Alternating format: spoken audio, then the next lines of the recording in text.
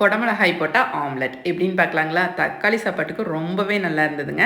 ஃபஸ்ட்டுங்க நம்மளுக்கு தேவையான அளவு முட்டையை உடைச்சு ஒரு பவுலில் ஊற்றி வச்சுக்கோங்க.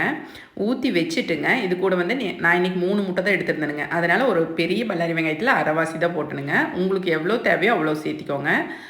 பல்லாரி வெங்காயங்க, ஒரு சின்ன துண்டு வந்து தக்காளிங்க, பாதி கேப்சிகம் போட்டணுங்க. அது கூட வந்துங்க ஒரே ஒரு பச்சை மிளகாய், ஏன்னா கேப்சிகம்லேயும் கொஞ்சம் காரம் இருக்குது இல்லைங்களா? அப்புறம் வந்து கருவேப்பிலை கொஞ்சங்க, கொஞ்சமாக மல்லித்தலை, இது எல்லாம் போட்டுங்க சாப்பரில் போட்டு நல்லா சாப் பண்ணிட்டுனுங்க. சாப் பண்ணி நம்ம உடச்சி ஊற்றின முட்டை கூட போட்டுட்டுங்க. அதுக்கப்புறம் தேவையான அளவு உப்புங்க, கொஞ்சமாக மிளகுத்தூளுங்க, கொஞ்சமாக மஞ்சள் தூள், கொஞ்சமாக சில்லி பவுட்ருங்க. நான் இது எல்லாமே கொஞ்சமாக தான் சேர்த்திருக்கிறேன். ஏன்னு கேட்டிங்கன்னா ஒரு பச்சை மிளகா கேப்சிகம் போட்டிருக்கிறோம். நீங்கள் காரம் எப்படி சாப்பிடுவீங்களோ அதுக்கு தகுந்த மாதிரி நீங்கள் போட்டுக்கோங்க.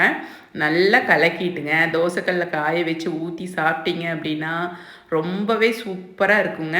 ஸ்கூலில் இருந்துங்க பசியோடு வர்ற குழந்தைகளுக்கு ஈவினிங் இந்த மாதிரி செஞ்சு கொடுத்தீங்க அப்படின்னா வயிறு நல்லாவே ஃபில் ஆகுங்க. நம்மளுக்கும் வந்து ஒரு சத்தானதை கொடுத்தோம் அப்படிங்கிறது மனசுக்கு திருப்தியாக இருக்குங்க. கண்டிப்பாக ட்ரை பண்ணி பாருங்கள்.